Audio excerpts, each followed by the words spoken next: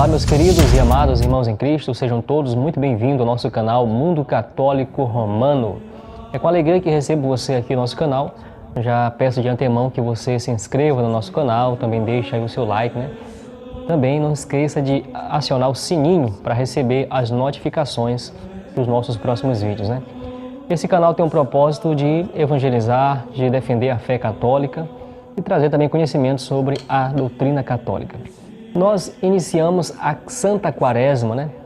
Na última quarta-feira de cinzas, nós demos início a esse caminho espiritual, esse grande retiro quaresmal, onde nós iremos nos preparar para bem celebrarmos a Santa Páscoa do Senhor, a maior festa litúrgica, né, da nossa igreja, onde nós iremos celebrar esse grande mistério da paixão, morte e a ressurreição do nosso Senhor Jesus Cristo. E esse tempo de Quaresma é um tempo propício, né, de ascese, de preparação, de mortificação do nosso egoísmo, do nosso orgulho, um tempo propício para o jejum e para a oração. É justamente sobre isso que nós queremos falar. Queremos falar um pouquinho sobre o jejum e a abstinência, sobre o que nos fala a Santa Mãe Igreja. Estamos aqui com o Catecismo da Igreja Católica e existe o chamado quarto mandamento da Igreja. Esse quarto mandamento nos diz o seguinte: jejuar e abster-se de carne conforme manda a Santa Mãe Igreja, o quarto mandamento. Determina os tempos de ascese e penitência que nos preparam para as festas litúrgicas e contribuem para nos fazer adquirir o domínio sobre os nossos instintos e a liberdade de coração. Nós temos esse quarto mandamento de forma catequética, né? Jejuar e abster-se de carne quando manda a Santa Mãe Igreja. E quando é que a Igreja nos manda jejuar e abster-se de carne? É justamente isso que nós iremos observar, meditar. Muita gente não sabe quando fazer o jejum, como fazer o jejum, o que a Igreja manda. Sabe que existe o quarto mandamento, né, de jejuar e abster-se de carne, mas não sabe quando. E nesse tempo de Quaresma é importante a gente meditar sobre esses parágrafos, né, sobre esses cânones. A partir do cânone 1249, nós iremos dar uma olhada nesses cânones para a gente ver o que de fato a Igreja nos fala sobre o jejum, quando fazer o jejum, quando abster-se de carne. Esse capítulo 2 do Código de Direito Canônico nos fala o seguinte, a partir do parágrafo do cânone 1249. Todos os fiéis, cada qual ao seu modo, estão obrigados por lei divina a fazer penitência. Todos nós somos obrigados por lei divina a fazer penitência. A penitência, se nós observarmos desde o Antigo Testamento, é uma prática do povo de Israel, do povo de Deus. Os profetas faziam penitência, o jejum, passando por todo o povo de Israel. Nós que somos cristãos herdamos essa prática. O povo de Israel, o povo da primeira aliança.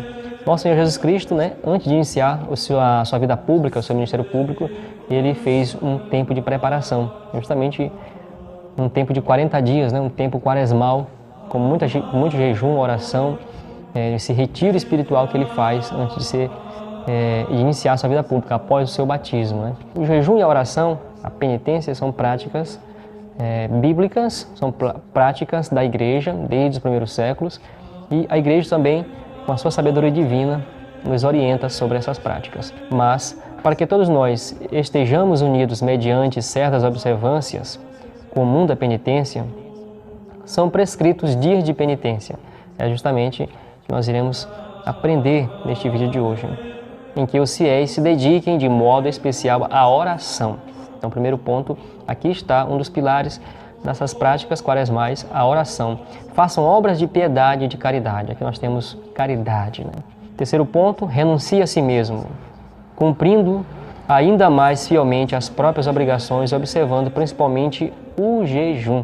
Então, não é uma prática ultrapassada, é o mandamento da Igreja, a orientação da Igreja, a prática do jejum e a abstinência. O cânone 1250 nos diz o seguinte: os dias e tempos penitenciais em toda a Igreja são todas as sextas-feiras do ano e o tempo da Quaresma. Então, sabendo disso, primeiro ponto, os dias penitenciais são todas as sextas-feiras do ano.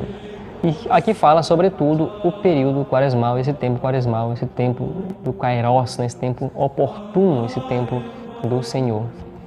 O cânone 1251 vai nos falar sobre a abstinência de carne.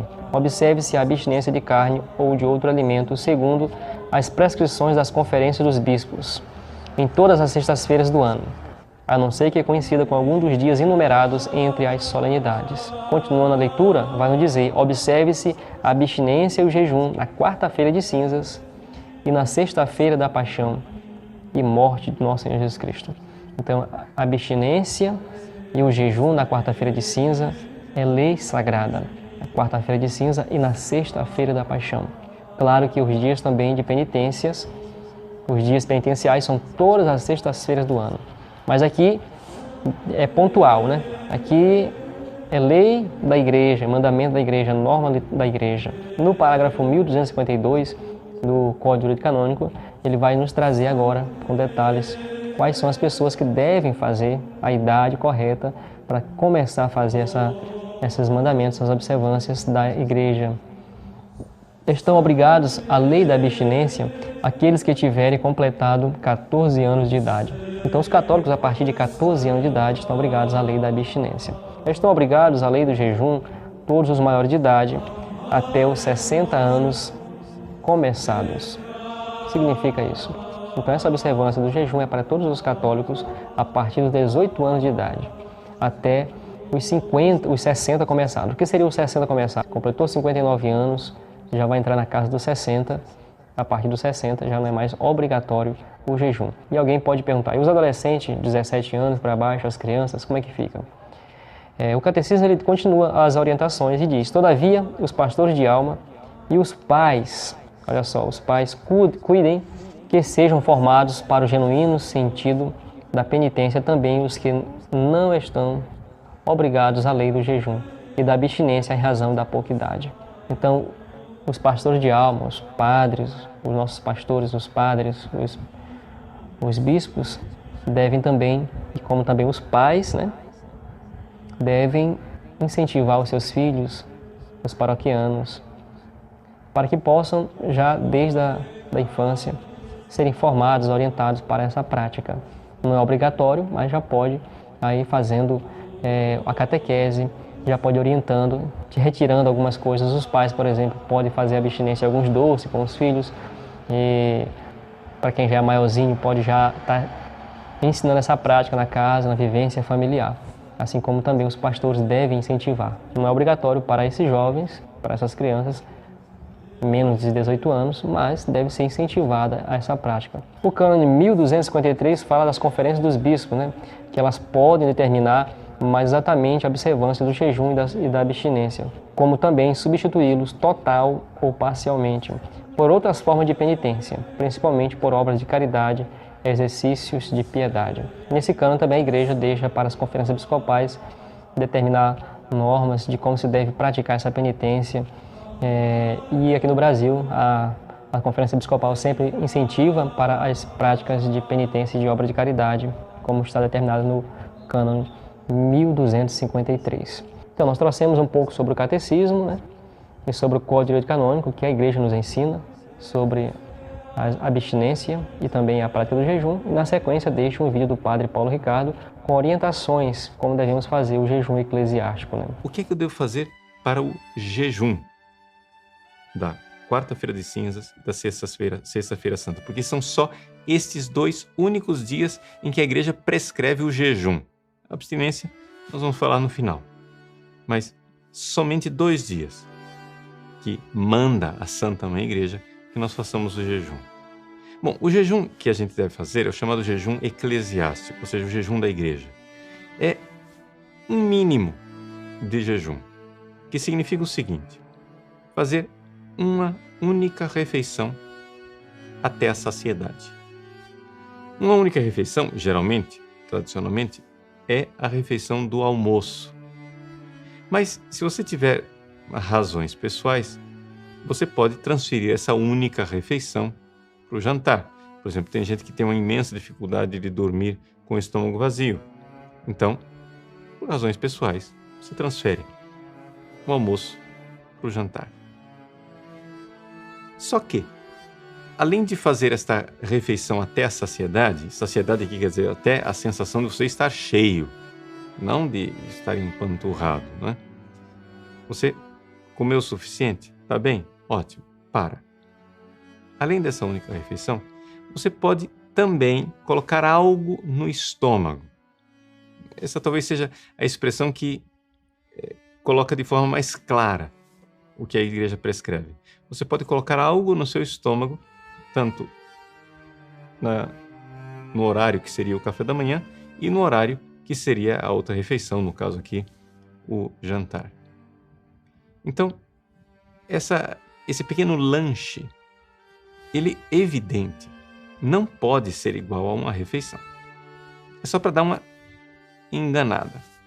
De tal forma que você não esteja agora comendo aquilo que você come todos os dias. O espírito do jejum eclesiástico é que você coma menos naquele dia. Então, eu vou dizer aquilo que é a tradição. Mas é claro que não se trata de prescrever e dizer que eu estou colocando uma prescrição canônica, porque é evidente, o Código de Direito Canônico não entra nesses detalhes. Mas tradicionalmente, né, esses pequenos lanchinhos que a gente faz, o menor deles é no café da manhã. Por quê? Porque no fundo, né, o jejum geralmente ele é vivido mais na parte da manhã. É por isso que até o café da manhã é chamado de desjejum. Você está quebrando o jejum.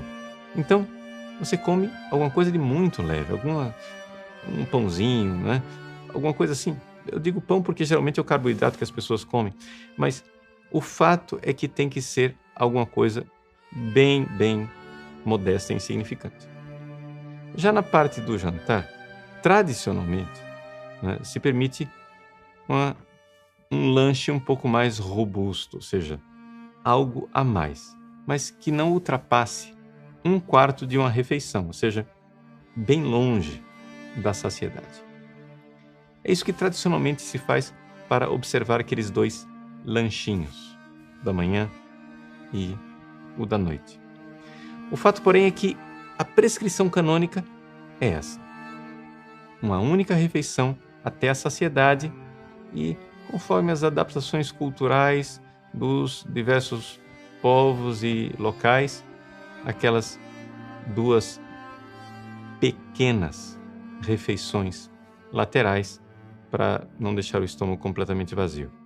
É claro que você pode fazer muito mais. Ou seja, se a sua saúde permite e sua generosidade o quer, você pode nesses dias, né, fazer o jejum total, o jejum a pão e água, outras formas de jejum. É evidente também que as pessoas que têm que fazer algum trabalho braçal ou que estão com uma dificuldade de saúde estão dispensadas desse jejum. Então, o importante é você observar também o espírito do jejum. Por quê? Porque quando nós fazemos o jejum, nós estamos nos unindo a Jesus, que, claro, viveu os seus 40 dias de jejum no deserto por amor a nós. Com isso, Jesus santificou o nosso jejum. É unido a Ele que nós encontramos a razão de vivermos o jejum. Um forte abraço a você, fique na paz do nosso Senhor Jesus Cristo e até o nosso próximo vídeo. Não esqueça de compartilhar e de se inscrever no nosso canal.